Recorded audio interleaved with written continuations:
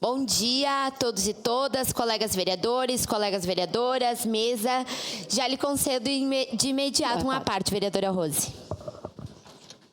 Opa.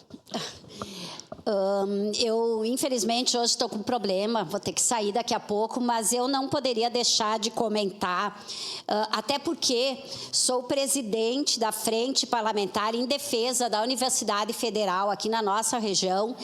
Há 2 anos, esse ano foi reativada, nós estamos com uma reunião marcada na próxima sexta-feira, inclusive para ver os passos seguintes, né?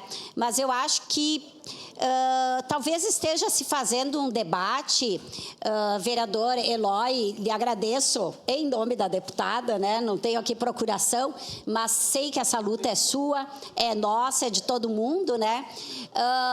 De todo mundo que realmente acha que as pessoas têm direito à educação. E com certeza será implantada uma universidade federal na nossa cidade e posteriormente para outra. Neste menos de um ano, muitas coisas foram feitas, inclusive por vereadores e vereadores desta casa, que assumiram essa luta, que lotaram esse plenário em várias audiências, sendo que veio mais de uma vez a reitora aqui. Eu gostaria de um pouquinho de silêncio. Obrigada.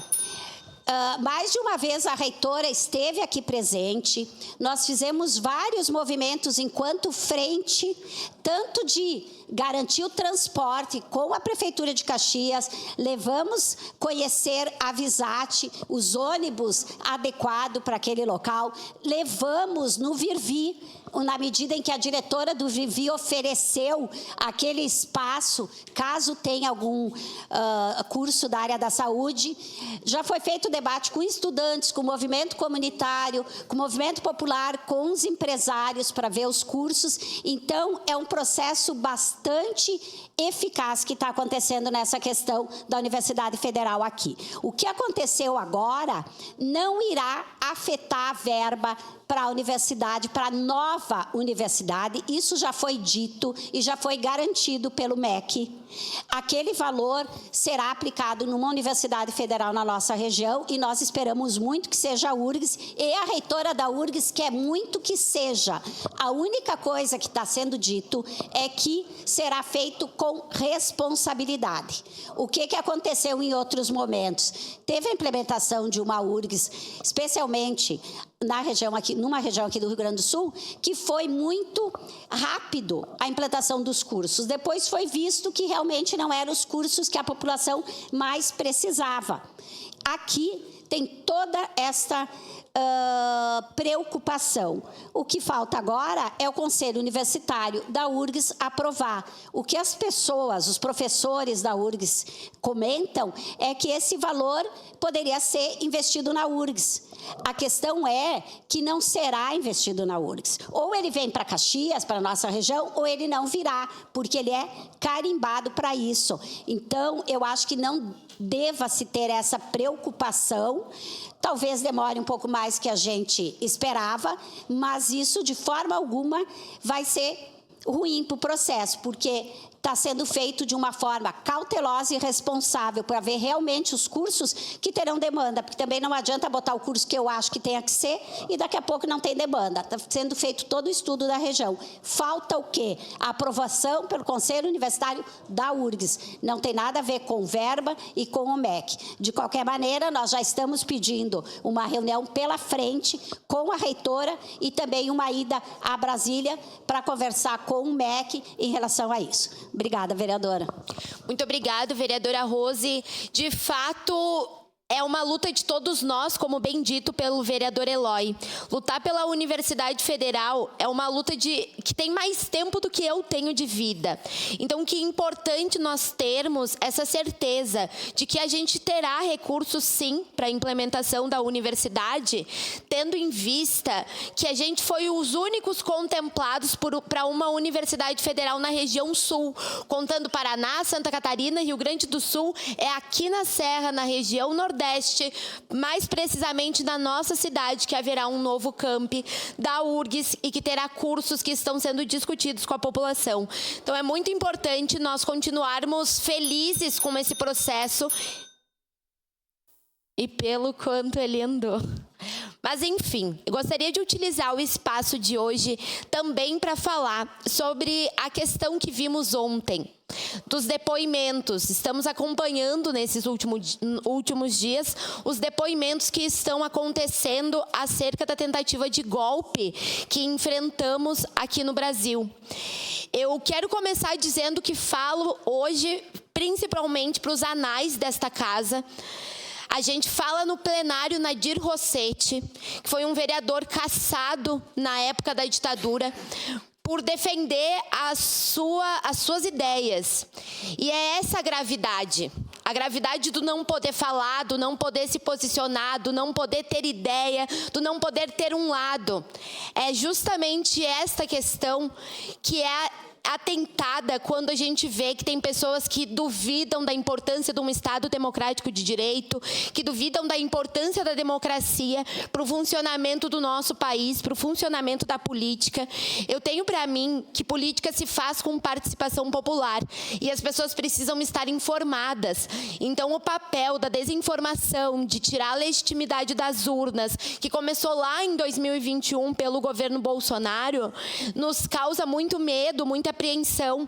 E a gente vê que no dia de ontem o discurso foi o contrário, foi um discurso mentiroso, um discurso acuado, um discurso que se difere muito dos discursos que ouvimos na Avenida Paulista, que se difere muito das lives que foram gravadas dentro do Congresso. Então, a gente precisa olhar para essa diferença e perceber que o golpe não foi dado por muito pouco. Por muito pouco que ainda vivemos num Estado democrático de direito. Por muito pouco que a gente pode chegar aqui, subir nessa tribuna, falar e se posicionar. Por muito pouco que a gente pode continuar defendendo os nossos ideais e os nossos valores, que estão ligados à garantia de trabalho, renda, alimentação, moradia, dignidade. É por muito pouco que ainda podemos falar. E é dentro do plenário Nadir Rossetti que eu falo do absurdo do Bolsonaro na Avenida Paulista ter pedido assim, ó: espero que o Senado Federal bote um freio em Alexandre de Moraes.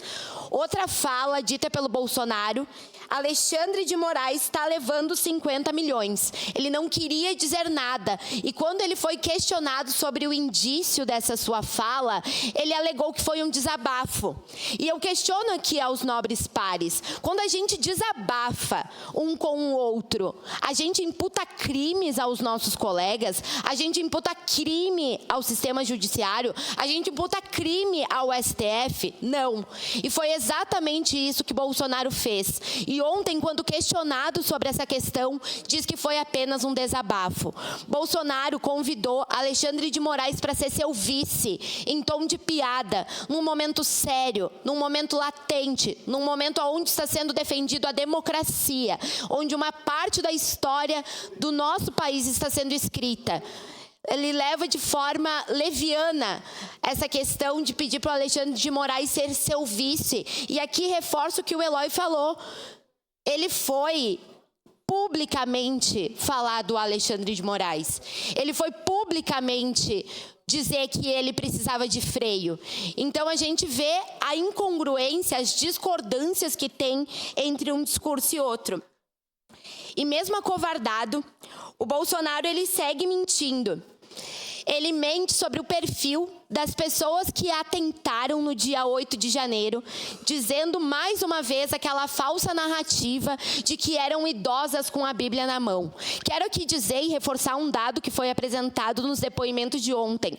91% das pessoas, ou seja, a ampla maioria, tinha menos de 59 anos. Então não eram idosas, não eram idosos. Eram pessoas que estavam lá para atentar contra a democracia. Então que esse dado ele sirva para a gente perceber em qual estágio de preocupação chegou o nosso país e para que a gente consiga, de fato, ver a lei sendo cumprida.